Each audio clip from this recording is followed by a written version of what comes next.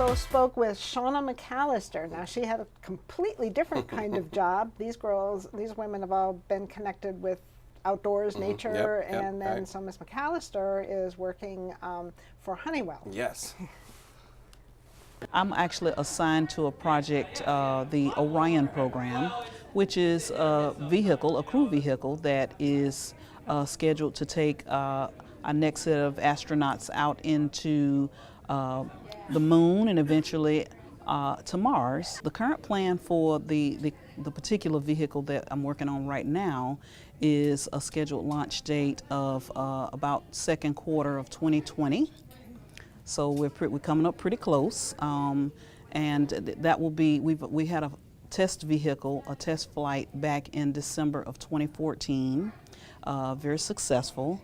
So this particular mission, again, we're very excited and looking forward to this next mission, which will kind of take the next steps, and eventually the mission after it will involve actually having man on board. So.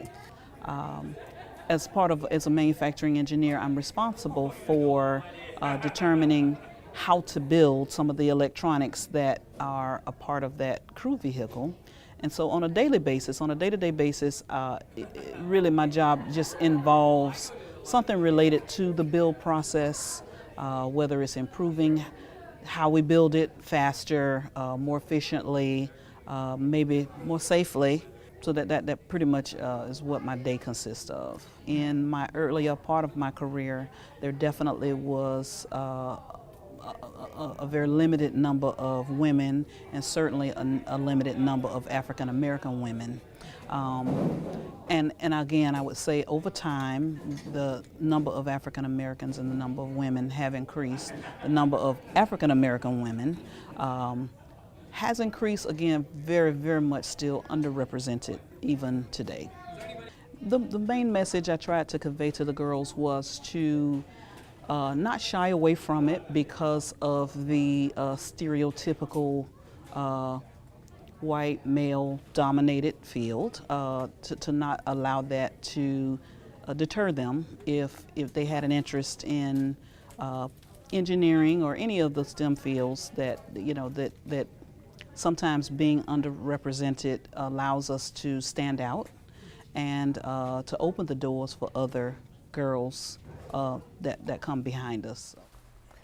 Whoa. Mm-hmm. Yeah, Building I know. a space vehicle? I mean, without her, we're not going to Mars. So, I mean, that's how important, that she is into this program. And she's really not telling her whole story. She is, when you really get to talk to her, without her, that, again, the spacecraft's not going to Mars. Can you give us a hint? Well, and she won't like she's one of the creators of deep space GPS programming. So, and she won't tell you that and won't, take credit for it, but one of her things is, without her, we're not flying, into the deep space. So, oh my goodness. Yes. I did ask her, and of course, her work was space, and I, thought about the popular movie that was out with the amazing women mathematicians and engineers working for NASA, and she said she obviously connected with it and enjoyed very much, but she hadn't, growing up, and any time in her career until that came out, she wasn't familiar with that story. Right, which is, kind of sad that it's still a story that's just now recently coming to fruition, Yeah. So really was Hidden Figures. Oh, yeah. It was, oh, yeah. So, no, and again, without those women, we don't do half of what we did in the space race. Yeah.